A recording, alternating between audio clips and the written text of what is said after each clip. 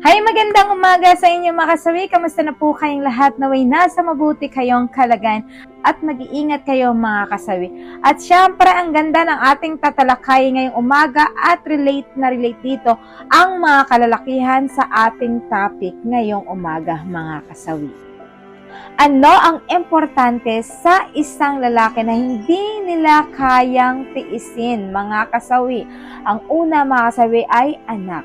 Alam niyo ba mga kasawi, kahit na minsan ang asawa nating lalaki, kahit na minsan ay nagkakaayawan na sila na mag-asawa, pero sa ngalan ng anak minsan, na kapag nagsabi yung anak na tatay, wag na po kayong na maghihiwalay ni mama. Tatay, wag na po kayong umalis. Alam niyo ba yung tatay, kahit gustong-gusto nilang umalis, hindi na nila kaya sa ngalan ng anak ang nagsalita. Hindi na nila kaya pang umalis mga kasawi dahil bugso ng damdamin nila. Hindi nila kayang iwan ang mga anak nila na umiiyak mga kasawi.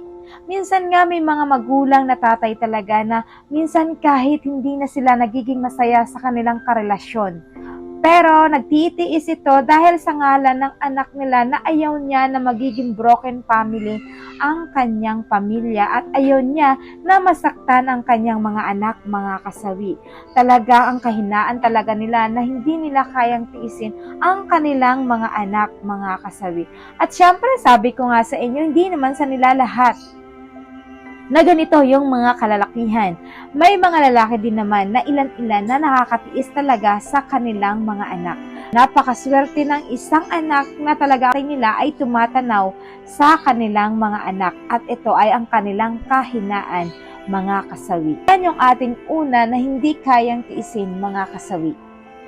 Ang pangalawa natin mga kasawi is magulang or kapatid. Alam nyo ba ang kahinaan natin naman talaga, naniniwala ako or hindi natin kayang tiisin ay ang pamilya natin.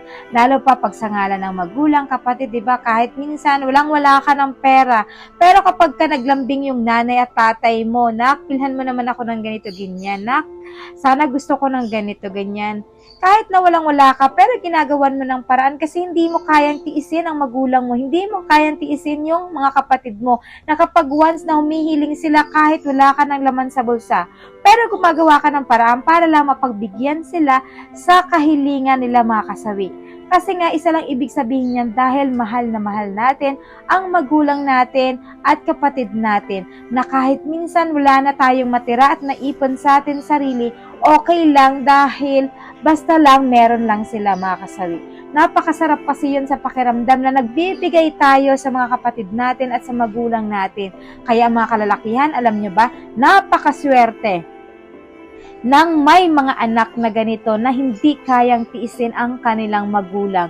Na sa isang kindat lang, isang hug lang, isang kiss lang ng mga nanay at tatay sa kanilang mga anak ay hindi na kayang tiisin ng mga anak na gumagawa ito ng paraan para lang mabigyan ang kahilingan ng kanilang magulang, mga kasawi. Ayan yung ating pangalawa na hindi kayang tiisin. Ang pangatlo, syempre mga kasawi, ay ang kanilang asawa. Ayan, syempre mga kasawi, ang mga kalalakihan. Alam naman natin na kapag nagmahal yan, sobra-sobra talaga na kahit minsan nag-aaway sila na mag-asawa, tapos ang babae ay sumusuyo sa isang lalaki. Alam mo ba, kahit nagaano pa kagalit ang isang lalaki, kapag naglambing na si misis sa kanila, nababaliwala na ang kanilang galit. Alam mo ba, kahit pag-aano kagalit ang isang lalaki, hindi na niya matitiis ang kanyang asawa na hindi pansinin, lalo kapag kumakarinyo na ang kanyang asawa, naglalambing na ito, talagang ginagawa niya na yung panunuyo. Alam niyo ba si Mr. kahit pa sobrang galit ito, sukdulan, wala yung kanyang galit kasi nga hindi niya kayang tiisin ang kanyang asawa, mga kasawi. Siyempre, like ko naman sinasabi sa inyo, may mga lalaki din naman na kayang tiisin nila ang kanilang mga asawa. Pero bibihira naman kasi yan, mga kasawi. Kadalasan sa lalaki, kapag kamahal nila ang isang babae, alam mo ba, sobra nila itong pinagsisilbihan talaga. Na ayaw nila na makita na naghirap ang kanilang asawa. Yan yung ating pangatlo na pinakamahalaga, mga kasawi. At syempre, hindi mawawala yung aking advice sa topic na ito, mga kasawi. Alam nyo ba, napakasimple lang naman talaga ng isang lalaki. Ayan. na hindi nila talaga kayang tiisin ang kanilang pamilya. In short, lahat naman tayo, pinakakahinaan natin mga kasawi ay pagdating sa pamilya natin. Kasi kahit pagaano, kahit na minsan gaano man tayong nasasaktan, kahit na sobra tayong naiinis, nagagalit tayo sa kanila, pero sila yung mga tao na hindi natin kayang tiisin kahit ano pa man ang mangyari, 'di ba? Sa mga ganitong sitwasyon kasi mga kasawi talaga, alam niyo ba, napakahalaga na magbigayan ng pagmamahal sa isa't isa. Kapag may hidwaan, pagka hindi pagkakaunawaan, mas maganda na magkaroon ng pagkakabati at alamin kung ano yung mga hindi pagkakaintindihan sa bawat pamilya. Alam din naman natin na end of the day, ang family pa rin natin ang makasama natin sa hirap at ginhawa mga kasawi. Kaya lagi niyong tatandaan, mahalin natin ang mga pamilya natin. Huwag natin silang bigyan ng sama ng loob.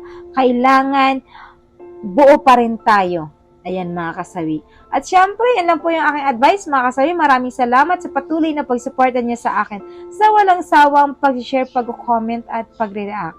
Sa mga hindi pa po nakapag-subscribe, pwede na kayo mag-subscribe, pwede na kayo mag-follow para updated kayo sa topic ko araw-araw. Mabuhay! Maraming salamat mga kasawi. Bye!